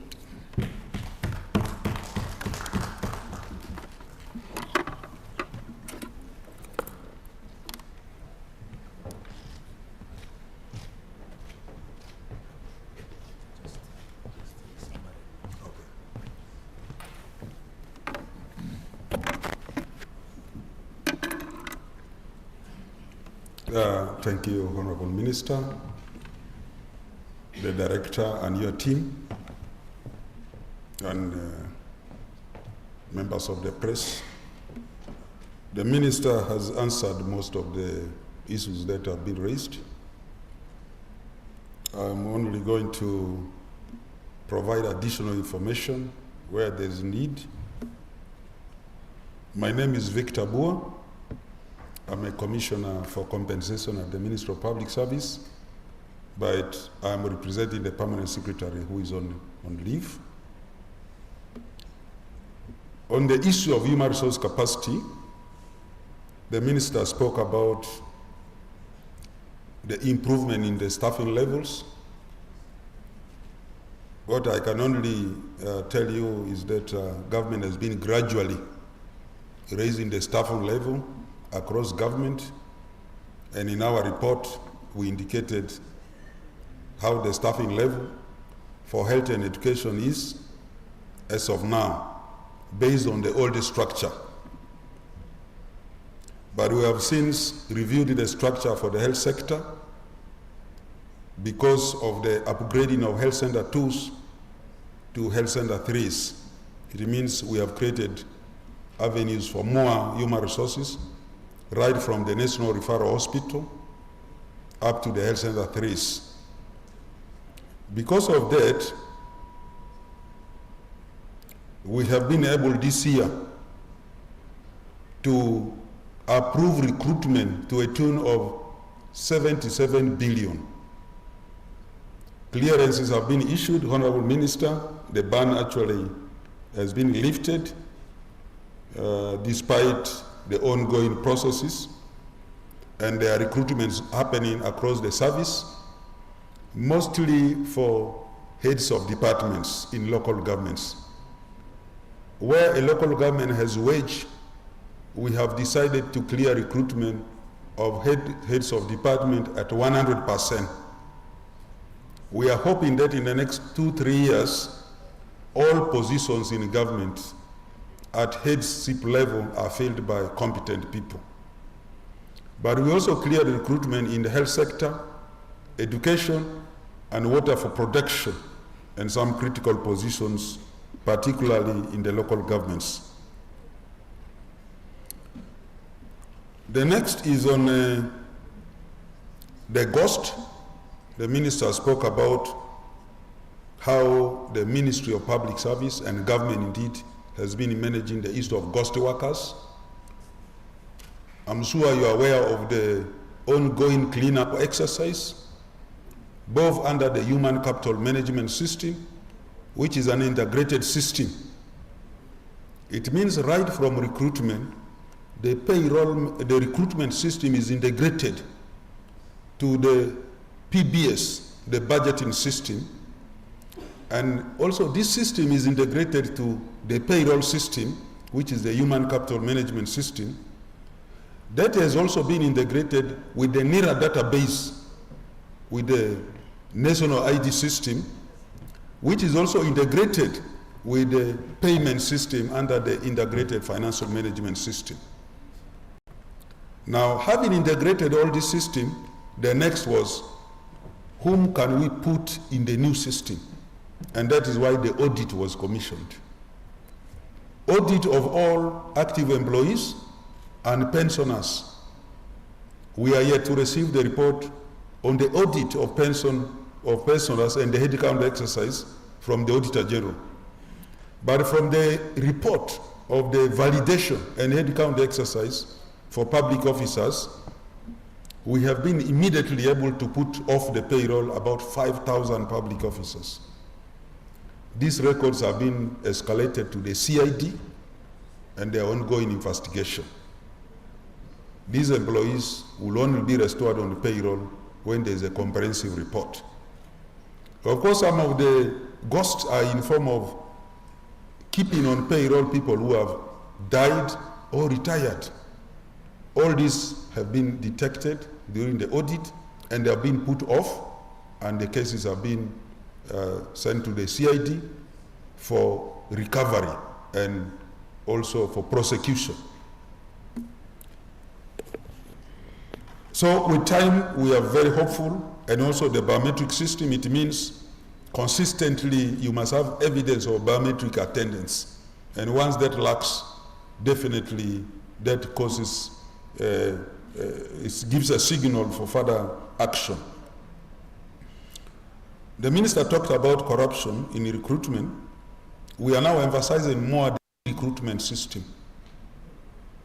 And also the commissions have revised the way marks is allocated, with the e-recruitment taking over 60% of the total marks. But also emphasizing on technical representation from sector ministries at local government recruitments to ensure that quality is considered at the moment of recruitment. Those are some of the positive reforms. Then you asked the issue of early retirement of employees who have got enhancement. The minister has already told you about reforms, legal reviews and policy reviews, including reviewing the Public Service Act. There is a possibility of reforming that area to make it very difficult for public officers who have been enhanced to seek early retirement after being enhanced. You have seen under NSSF, if you leave the service before attaining the 85, you cannot get your money. Those are some of the progressive reforms that we are trying to look into to make sure public officers who have been enhanced with the aim of ensuring they offer better services stay in the service. Then the minister asked me to comment on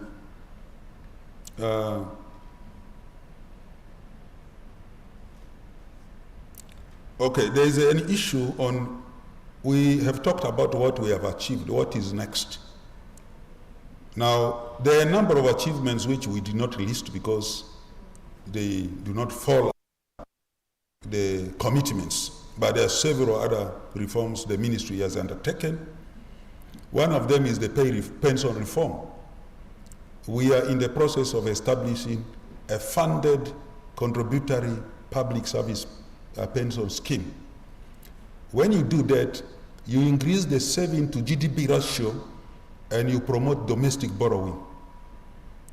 This reform, if achieved, is expected to even reduce the lending rate because of the availability of capital inflow in the country.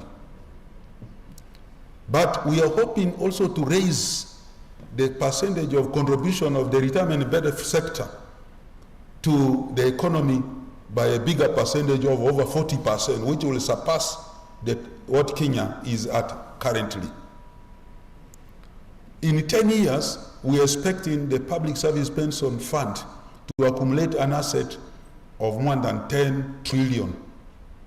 Compare that with the current asset base of the retirement benefit sector of about 22 trillion. And those are some of the positive reforms. In areas of rationalization, after agencies, there is the review and a continued review of the structures of ministries and up to local governments to make them more efficient. Under the pay reform, the Ministry of Public Service has agreed with the National Planning Authority to have the 5-year pay plan included under NDP4. So the enhancement plan is now part and parcel of NDP4 to make sure it is a deliberate effort and gradually to give hope that every public officer will be enhanced thereafter. And of course, the minister talked about the National Monuments Board. Then the integration of the payroll system for all governments and making sure every public officer is paid through the payroll. This integration will only exclude the army. It therefore means wastage of wage will be avoided. So far, we have told you how many people we have covered in making sure they're under one payroll system. This is going to be achieved. The legislative review, the minister talked about that, to make even the disciplinary process more efficient. Then the performance management system, where every public officer will be required to sign performance commitments, including in form of performance contracts, to make them responsive to the demands of their job. Those are some of the positive steps the ministry is undertaking. The National Monuments Board membership will not be full-time. It will not be a body like an agency. They will perform their duties as and when it is deemed appropriately, especially when they establish, they will review employment terms, they will review the current pay system, they will set pay targets, and then enforce implementation. So the payments will be in form of duty allowances when they perform their duties. This is in line with government directive on RAPEX, making government efficient and avoiding creation of more agencies that drain resources from government. And that is the plan. So it will also have a lean board, and this board will not have representation from beneficiaries. If you're a beneficiary, you are not going to be on the board. The minister has already told you our benchmarked countries like Zambia, Kenya, and so on, where these bodies are very more efficient. That is the kind of target that they will be implementing. The commissioner in charge of who is coordinating the RAPEX will give us information on how many beneficiaries, how many people are going to benefit from that money, which the minister mentioned in the report. I think that is her part, a part where she will talk about. Then there is the issue of how many jobs has the public service created. The minister answered that. The intention of government is to create employment opportunities even for the private sector, and that is being done. That's why it's talked about gender and all these sectors that create jobs, the operation wealth creation, and the many other programs government is implementing. But specifically about the public service, we have issued the structures for government ministries, department agencies, providing for recruitment of over 670,000 public officers, excluding the army. Currently, we have about 380,000 public officers, excluding the army, who are on our payroll. So that is the depth of the jobs that the public service is able to create. This year alone, because of the allocation of 77 billion, we are hoping to recruit about 3,000 public officers across government. So that is the additional information I thought I could provide. Then the issue of science head teachers and their deputies. The minister has already informed you. We got additional financing under the supplementary fund, which was issued on 12th of this month. So by Friday, we shall issue an addendum to the salary structure and enhancing the salary of science head teachers and deputies to their counterparts who have already been enhanced. The police and prison officers from the rank of, from the lower rank will also get addendum to pay enhancement that will provide them what they have demanded for, of 25% increment from the salary of 2023-2024 financial year. This will also be issued by Friday, and the salary will take effect from July. Madam Allen Kakama, I want to invite you to come and talk about the employees who are expected to benefit from RAPEX budget which was provided for compensation. And the savings as well, if possible. I thank you so much. Thank you, Honorable Minister, for allowing me to make additional clarifications. Thank you.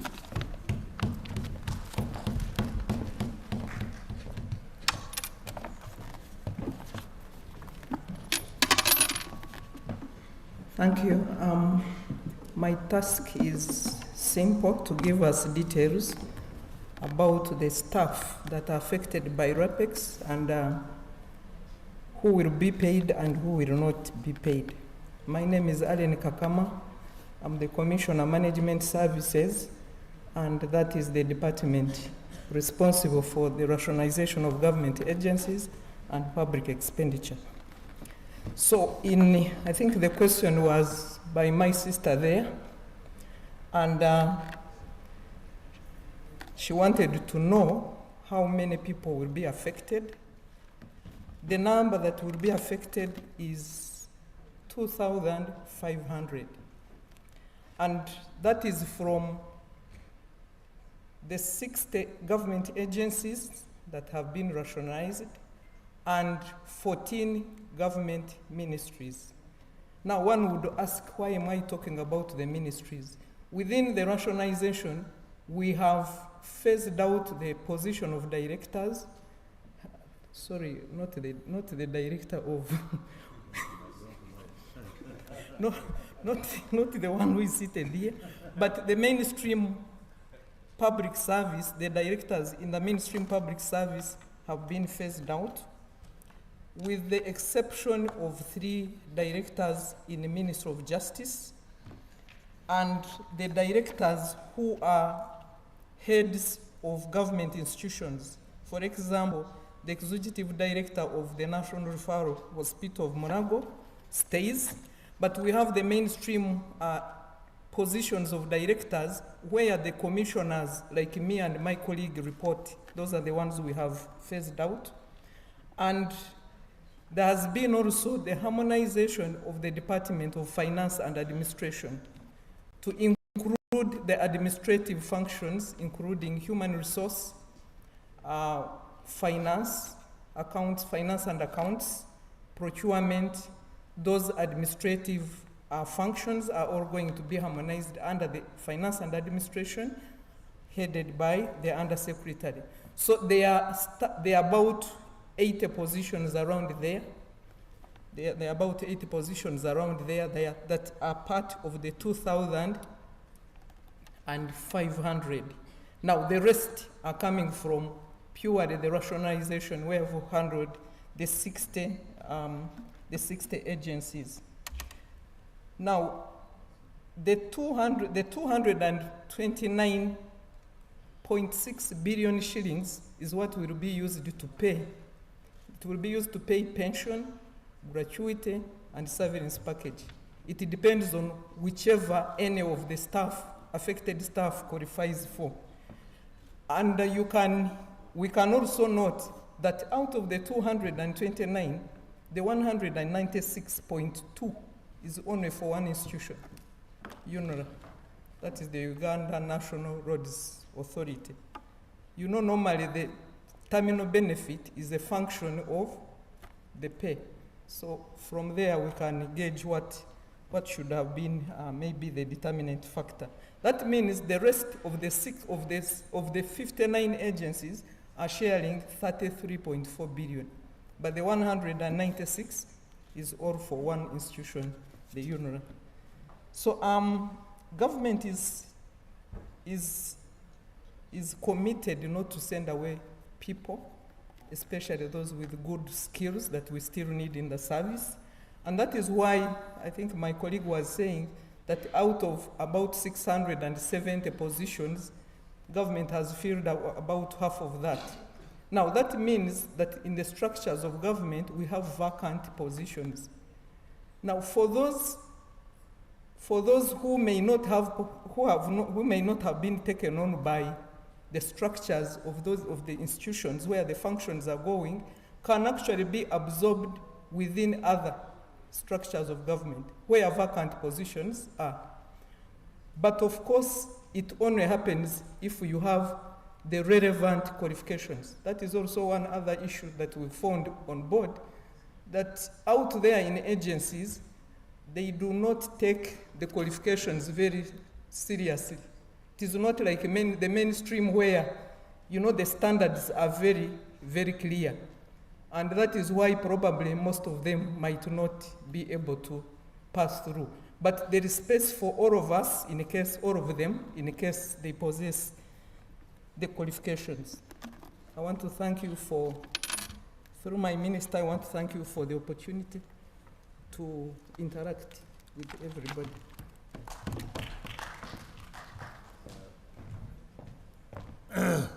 Please, a very big applause to the team, to the Honorable Minister and his team. Thank you very much for that elaborate explanation on how far we have gone in creating a competent human resource and an efficient system that will see us go through our socio-economic transformation journey. This now marks the end of this session. Once again, on behalf of the Presidency, I thank you very much for joining us and being with us. And like I said in the morning, you, our medium, please take these facts as they are. Don't create your own facts, but also disseminate them to the farthest extent possible.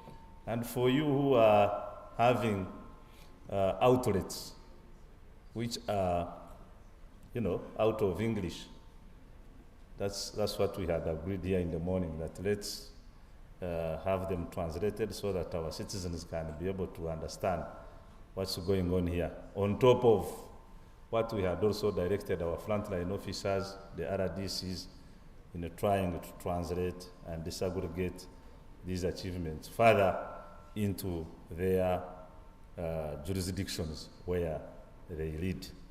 So, Honorable Minister, I want to thank you and your team. Thank you for honoring the invitation, and thank you for the presentation. Members, tomorrow we are here again, as usual. Time check, 9, and we'll be beginning with the Minister of Defense and Veteran Affairs and Security in general.